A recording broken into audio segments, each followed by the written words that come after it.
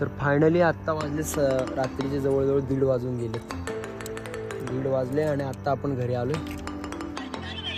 काय झालं काय असतोय? अरे येडा चोट.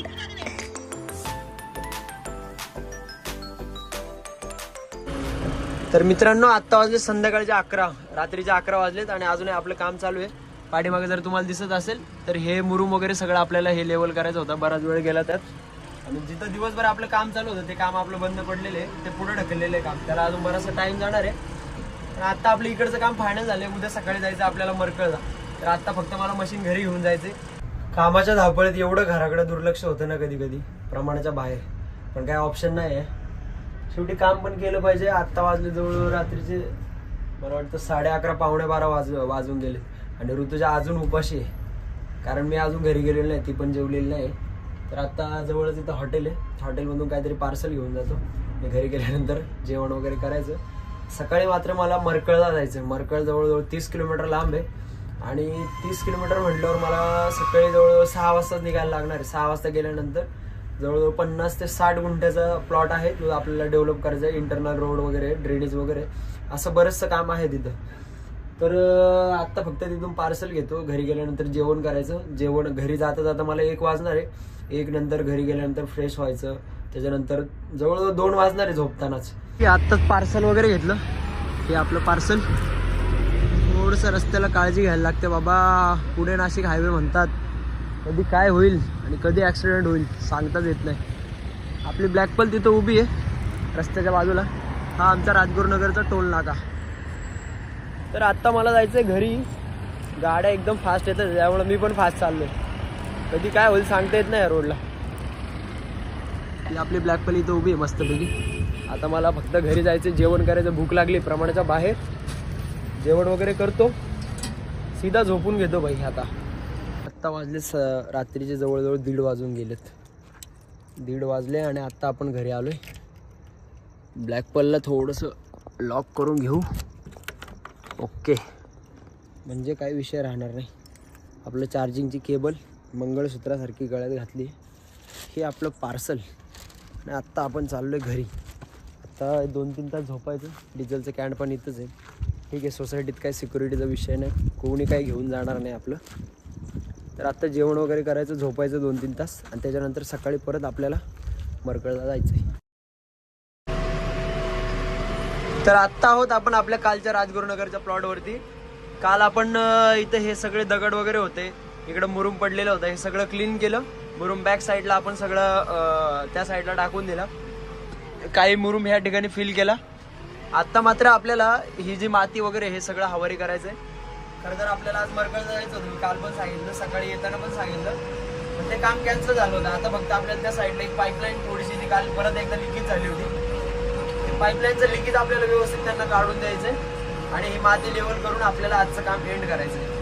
तर थोड्या वेळानंतर आपल्यासोबत येणार आहेत श्रेयस ब्लॉग्स, श्रेयस गोरे ब्लॉग्स. श्रेयस दादा गेलेला आहे कात्रजला. त्याचं काहीतरी फोटोशूटचं म्हणजे आज ऑर्डर होती त्याला, तो फोटोशूट करायला गेलेला आहे. तर तो पण येणार आहे आज साईडवरती. आला तर ठीक. आणि त्याच्यासोबत अजून एक आपला फोटोग्राफर मित्र आहे शुभम म्हणून. शुभम पण येणार आहे साईडवरती, कारण आज प्लॅनिंग आहे ड्रोननी शूट करायचा. कारण हे सगळं काम चालू आहे. बऱ्यापैकी एरिया चांगला आहे आणि आपल्याला ड्रोननी शूट करण्यासारखा चान्सेस आहे इथं. तो ज्यावेळी आपल्याला दुपारी फ्री टाईम भेटेल त्यावेळी आपल्याला ड्रोननी शूट करायचा प्लॅन आहे. आज तेजस पण आला नाही. काल रात्री तेजसला टाईम झाला होता घरी जायला. त्याच्यानंतर मला तर 1 वाजले होते रात्री, पण तेजस लवकर गेला होता. तसं म्हणजे 11 11:30च्या आसपास तेजस घरी गेला होता. त्याच्यानंतर सकाळी त्याचा कॉलच लागला नाही. मी बराच वेळ ट्राय केला त्याला कॉल, त्याचा कॉल लागला नाही म्हणून तेजस काय आज आला नाही. आणि त्याच्यानंतर साईडवरती आलो, मला ग्रीस मारायचं होतं, थोडंसं ग्रीसिंग वगैरे केलं, कारण 2 दिवस झाले मशीनला ग्रीस नव्हतं. ग्रीसचं बकेट संपलं होतं, मला अक्षरशः आणायला सुद्धा टाईम नव्हता. कसा बसा आज टाईम काढून ग्रीसचं बकेट वगैरे आणलं, पंपामध्ये फिल केलं आणि आता ग्रीस वगैरे मारून आपलं काम चालू झालेलं आहे.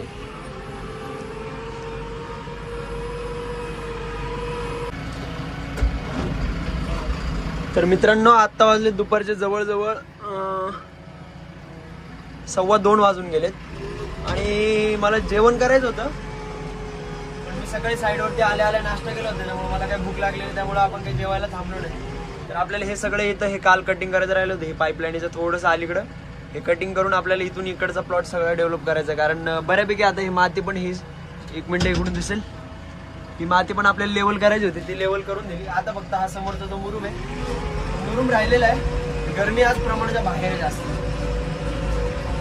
एकदम एवढं गरम होतं. त्या साईडवरती मी एकटाच आहे, बोर होते मला, खूप बोर होतं. तेजस असला की थोडेसे मज्जा वगैरे येते, थोडंसं टाइमपास होतो आमचा, काम करता करता गप्पा वगैरे होतात, त्याच्यामुळे काय वाटत नाही.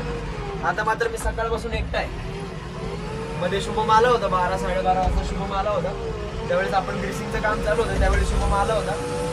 त्याने आपल्याला एक माउंट पण गिफ्ट केलेला आहे, हवाला माउंट दिसेल तुम्हाला. हा आपल्या गोप्रोचा माउंट आहे, पण सध्या आपण त्याला बंद ठेवलेलं आहे कारण गोप्रोची चार्जिंग संपलेली आहे. गोप्रो लावलेला आहे चार्जिंगसाठी. फक्त एवढं हा पोर्शन आपला लेवल करायचा बाकी आहे. इथं तर बऱ्यापैकी झालंय, हे कव्हर झालंय. आता एक 4-5 वाजेपर्यंत सगळं फायनल होईल.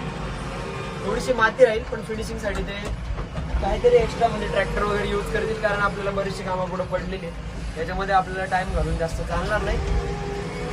थोडासा मुरुम बाकी आहे, तो मुरुम हवारी करून घेतो. आणि मला वाटतं आता तरी भूक नसली तरी थोडंसं जेवण केलं पाहिजे, कारण ऋतुजाने खूप जास्त मेहनतीने डबा दिलेला आहे सकाळी. कारण तिला रोज सकाळी लवकर उठायला लागतं, रोज सकाळी 6ला उठायचं. माझा डब्बा, तिचा डब्बा, तिच्यानंतर कॉलेज वगैरे तिची पण धावपळ होती. तिने एवढ्या मेहनतीने डबा दिला म्हटल्यावर आपलं जेवढं काम आहे,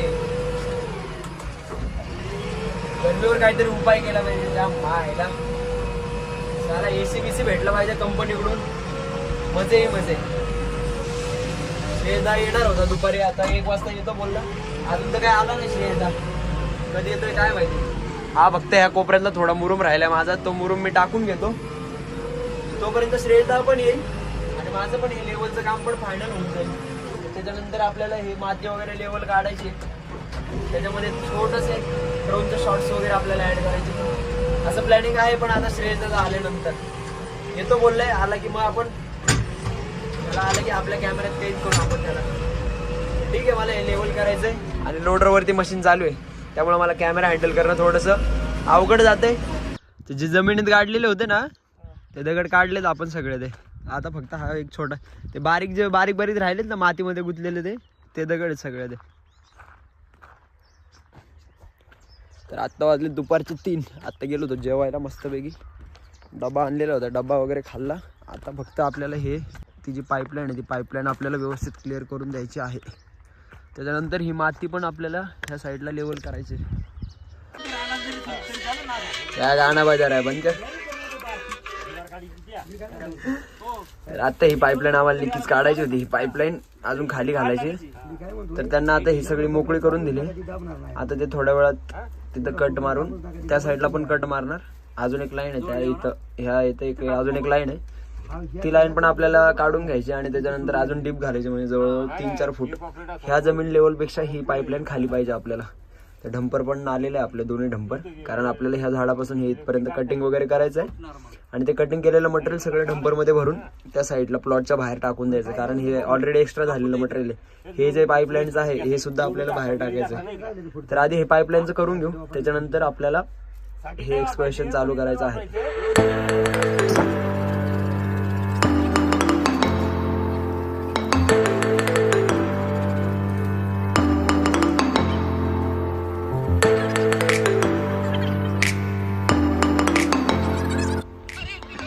घबरे काढू नको, बंद कर. क्या आपके घर पे चिंटू है? मेरे घर में चिंटू नहीं है. हमको एक मौका देंगे, चिंटू हो जाएंगे. आवरा आवरा, कंटाळा आला मला तर बसून बसून.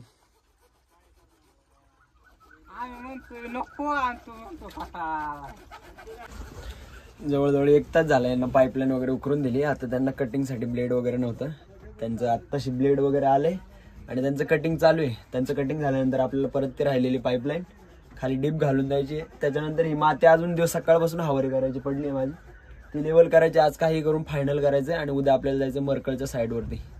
तोपर्यंत आता यांचं हे कटिंगचं पण काम होऊन जाईल, म्हणजे पाईपलाईन पण कट करून होईल. त्याच्यानंतर परत एकदा उकरायची, असं सगळा रुटीन आहे. परत परत परत परत तेच काम करून मी आता कंटाळलेलो आहे पूर्णपणे. मला आवाज पण बसलाय कारण ऊन भरपूर होतं, त्रास होते. हा कार्यकर्ता किती वेळ झाला पाईपलाईन कापाय ना लवकर.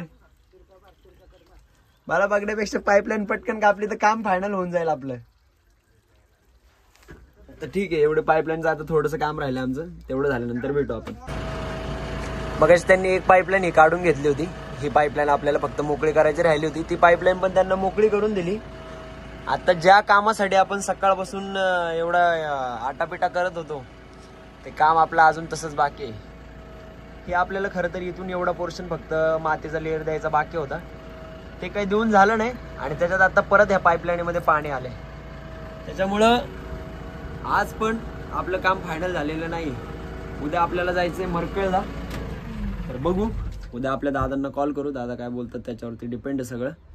जर ते बोलले की उद्या जा, हे काम आपण नंतर करू, तर आपण जाऊ. आणि जर नाही बोलले तर मग आपल्याला उद्या पण हेच काम करायचं आहे. तर आज दिवसभर आपण हे सगळं माती वगैरे लेवल केली, हे पाईपलाईन वगैरे केली.